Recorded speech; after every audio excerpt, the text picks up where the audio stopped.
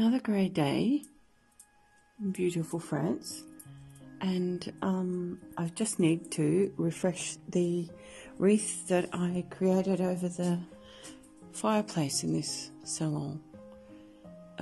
Just because I think I collected the foliage after a frost, and as you can see, it's a little worse for wear. So I just went out today into the gardens and foraged for some more bits and pieces that hopefully I can zhuzhi this up. Previous attempts at creating this effect for our festivities has resulted in them lasting right through till the end of January. In fact, they really were fine for longer than that. So I'm thinking it must be something to do with the early chill this year, and the fact that when I picked the foliage it was actually already on its way out. So no problem. I'm quite in a festive mood today, so I need to do something with the poor old gingerbread house that needs a bit of zhuzhing up too. But yeah, fun days. It's nearly Christmas. So basically I'm just going over the top of what we already had here, just because it's a whole lot more work. As you can see, that's actually just falling away, so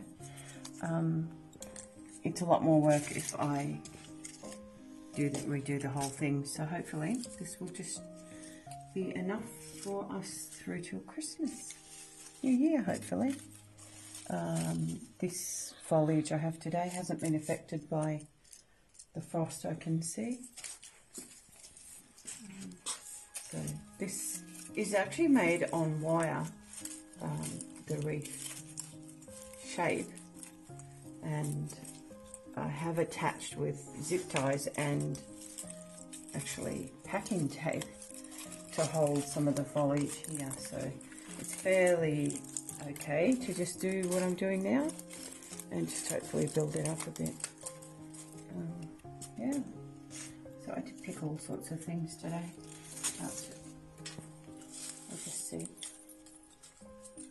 what we can come up with, because it's really cool to be. We're lucky here in the gardens. We have all sorts of varieties of everything, and the differences of textures of foliage just add some depth to the actual swag. So, and then I can put the lights back through. Just fairly simple this year. We did go a little bit extra last year, but this is fine. We've installed this gorgeous old, because this gigantic fireplace has an issue with, what is it, Tony? Getting enough drawing with that such a large opening. Smoke up, so we had lots of opinions and people come look at it. It was much more efficient to do this. It's a beautiful little piece, over 100 years old, so, and works perfectly. The fire back in this fireplace was actually created in 1690, which is pretty amazing that it's still hanging around. It's a beautiful piece as well. All things Christmas are fun and pretty, and working with the pine is really good for the soul because it smells divine. Also, it does burn really, really well.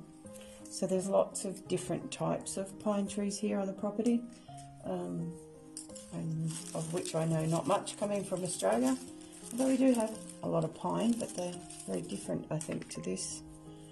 So there's another one. This is so beautiful. It's a gorgeous kind of like Versailles trees at the front.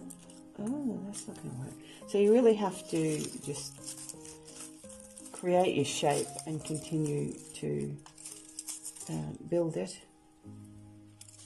So yeah, that'll do for now. So I feel like I like it a little bit better than the first attempt.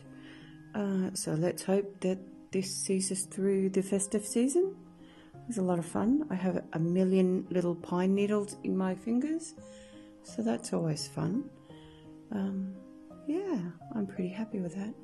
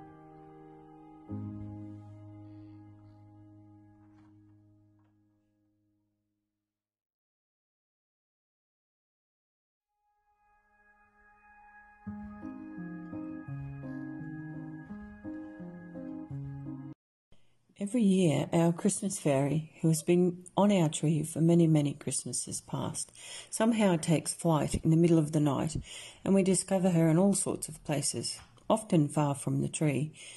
We've long since tried to fathom how, where, or why, and every year I glue my fingers together with glue and somehow piece her back together again.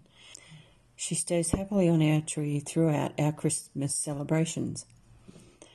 This year, however, she had shattered into so many pieces, I did consider hanging her as a headless, armless, broken-nosed, legless fairy, but decided no, she must continue. So here she is, a little Hammond Christmas miracle, again this year.